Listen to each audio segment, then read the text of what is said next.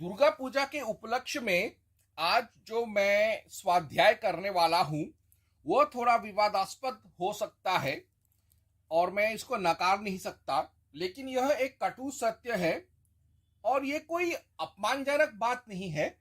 जो शास्त्रों में लिखा है मैं उसी को पढ़ूंगा। तो इसके लिए मैं दो पुस्तक पढ़ने वाला हूं। एक है योगिनी तंत्र, जो कूच बिहार, बंगाल, मिथिला और आसाम, त्रिपुरा के ब्राह्मणों ने लिखा है। 17वीं शताब्दी में लिखना शुरू किया और 17वीं शताब्दी में 16वीं शताब्दी में इन लोगों ने इसको लिखना शुरू किया और तकरीबन 17वीं शताब्दी तक यानी 1600 एडी टू 1700 एडी में योगिनी तंत्र खत्म हो गया। 100 साल लग गया उनको। और इसमें बंगाल, बिहार, मिथिला, झारखंड, उड़ीसा, त्रिपुरा, आसाम, कूच बिहार, इन सब के जो वनवासी कबीले हैं, खासतौर से सांथाल, असुर, इन लोगों के दंत कथाओं, लोक कथाओं, किंवदंतियों को इन लोगों ने और तंत्र मंत्र के चीजों को इन लोगों ने योगिनी तंत्र में संकलित किया। और दूसरा जो ग्रंथ में रिफर करूंगा वो है कालिका पुराण, जो 11वीं शताब्दी में लिखा गया था। इसके प्रमाण है क्योंकि कुछ स्मृति हैं जिसमें कालिका पुराण का उल्लेख है और जो कि 1100 एडी में लिखे गए थे। तो आज का जो विषय वो है कि क्या महिषासुर शिव का रूप था, और यदि था तो क्या महिषासुर दुर्गा का पति हो गया क्योंकि वह शिव का रूप था। तो सर्वप्रथम एक चीज ध्यान देना चाहिए कि शिव महापुराण में ही लिखा है कि जलंधरासुर बॉर्न फ्रॉम शिव टीयर, यानी शिव के तीसरी आंख के आंसू से जलंधर का जन्म हुआ था। और उसी शिव महापुराण में लिखा है कि Hanuman born from Shiv's vitality, Shiv के वीर्य को ही, जिसे आज हम लोग स्पर्म डोनेशन कहते हैं, उसी रास्ते से शिव ने जन्म लिया अंजनी माता के गर्भ से। तो जलंधरासुर और मेरे माय लॉर्ड, मेरे इष्ट देवता, दोनों ही शिव के अंश थे। लेकिन जलंधरासुर इविल था, शैतान था, और हनुमान गुड थे, अच्छे थे। तो इससे यह साबित होता है कि जैसे हम सब लोग ईश्वर का ही, परमात्मा का ही अंश हर जीवित चीज में है, पशु, पक्षी, जलचर, नभचर, इंसान, सब में ईश्वर का, परमात्मा का ही आत्मा का एक अंश है। ठीक वैसे ही, लेकिन फिर भी कुछ लोग अच्छे होते हैं, कुछ बुरे होते हैं। ठीक वैसे ही शिव के अंश से जन्म लेने से ही या शिव के आशीर्वाद से ही कोई जन्म लेगा तो वह साधु पुरुष होगा, यह कोई जरूरी नहीं है।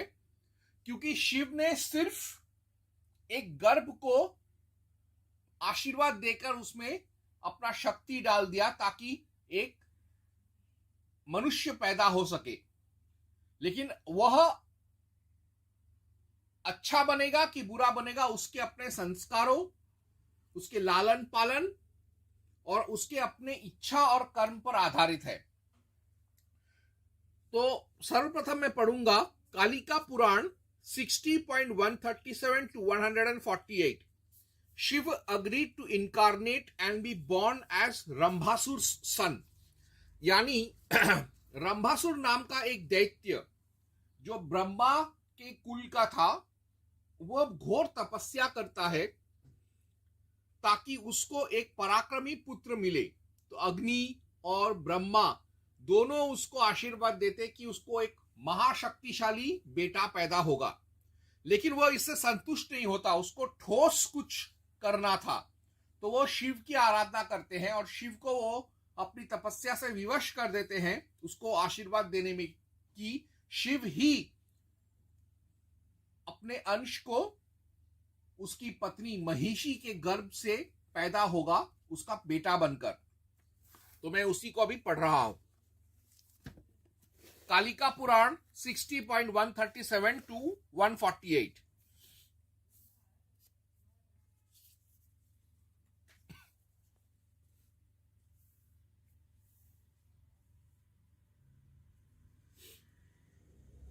Orva said, once upon a time, a demon named Rambh propitiated the great god Shiva for a long time.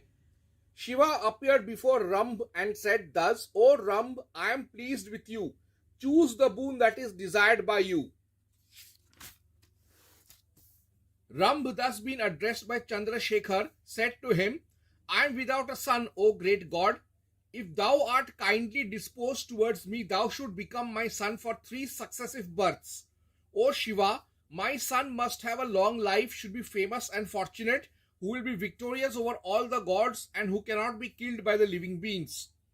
Having been thus addressed by the demon, Shiva replied, Let it be so, what you have longed for. I shall be your son. Having said this, the great god Shiva disappeared then and there.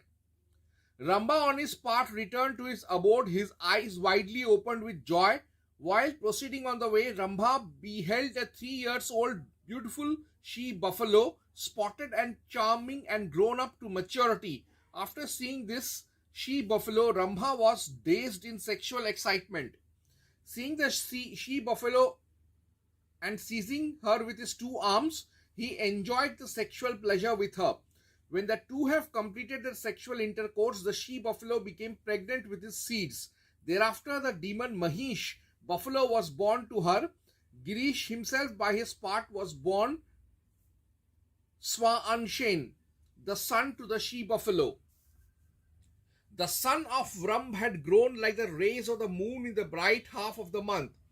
The sage Kakyayan, having observed his bad conduct with a view to doing good to his disciple, cursed that Mahesh for the sake of his pupil. When Shiva came to know that Mahish stand cursed by the sage Kakyayan, he said to Chandika after he had bowed down to her. तो यहाँ पर ये बात तो है कि शिव का एक अंश शिवांश से ही महिष का जन्म हुआ था। यही चीज बाद के योगिनी तंत्र 9.69 to 73 में ही लिखा है। Shiv's vitality, Shukra, gave birth to Mahishasur. Yogini Tantra 9.69 to 73.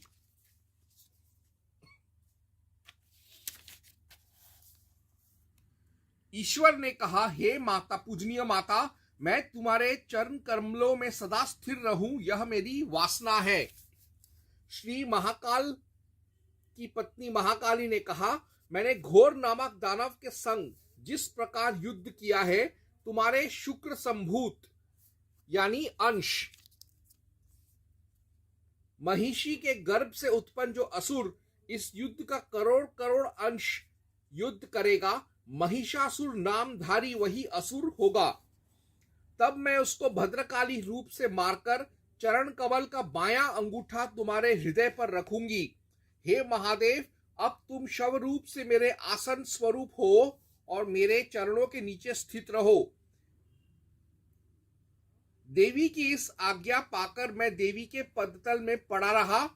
दंडवत प्रणाम में लाख वर्ष बीत गए। तो ये बात तो सत्य है। Therefore, महिषासुर was शिव शुक्र वीर्य तेजस शक्ति ओजस अंश और सामर्थ्य, यानी शिव के ही ओजस तेज से, वीर्य से, सामर्थ्य से महिष का जन्म हुआ था।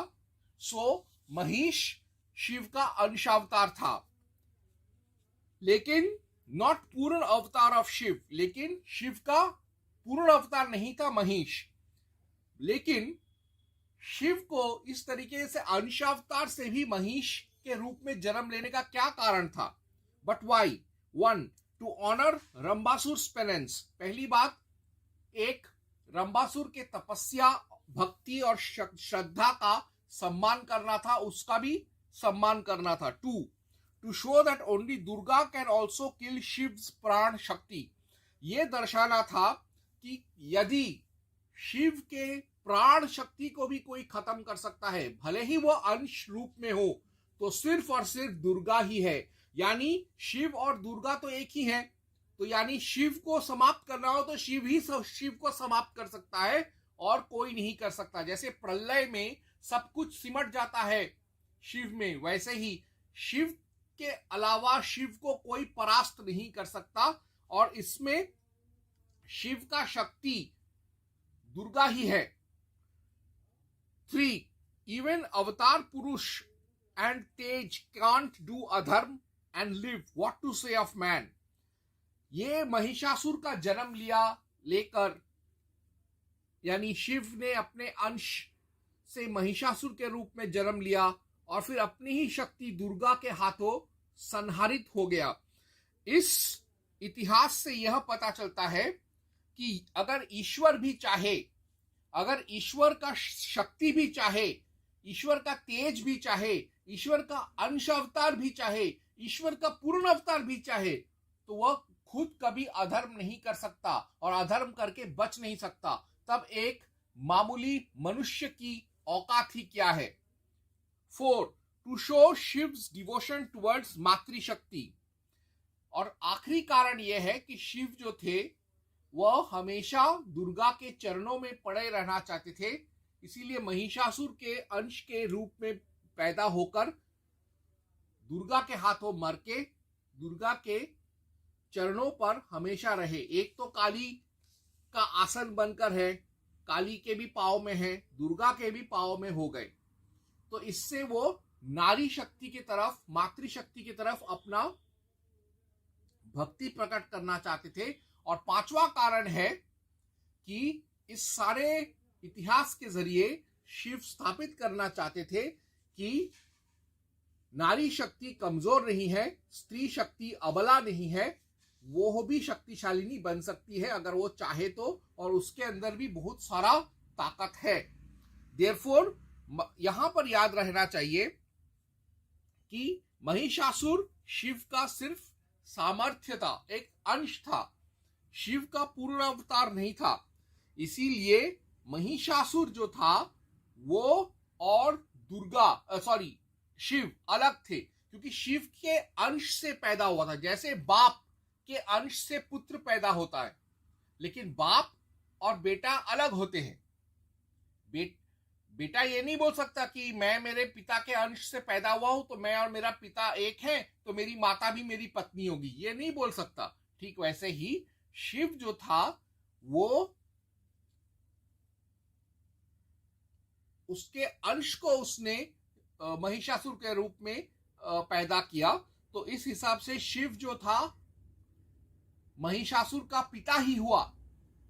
रंबासुर तो उसका सामाजिक पिता था, लेकिन बीजदान जो था या जिसके सामर्थ्य से दरअसल पैदा हुआ महिष, वो तो शिव था। तो उस हिसाब से दुर्गा महिषासुर की माता हुई। इसीलिए महिषासुर दुर्गा की पूजा भी करता था, लेकिन अंत में अपने काम वासना के कारण उसी माता पर बुरी नजर डाला और वो मारा गया। इसीलिए देयरफॉर महिष वॉज नेवर दुर्गास पति परमेश्वर। इसीलिए महिषासुर कभी भी दुर्गा का पति परमेश्वर नहीं था और ना ही वह शिव था। वो सिर्फ शिव के अंश से पैदा हुआ था और उसने आसुरी प्रवृत्ति को स्वीकार किया और मारा गया। ओम हं हनुमते नमः।